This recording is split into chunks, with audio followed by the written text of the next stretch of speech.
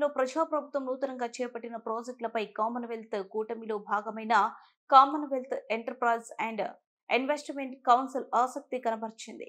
సచివాలయంలో ముఖ్యమంత్రి రేవంత్ రెడ్డిని సిడబ్ల్యూఈఐసి చీఫ్ ఎగ్జిక్యూటివ్ రోసీ గ్లోస్బ్రూక్ మర్యాదపూర్వకంగా కలిశారు.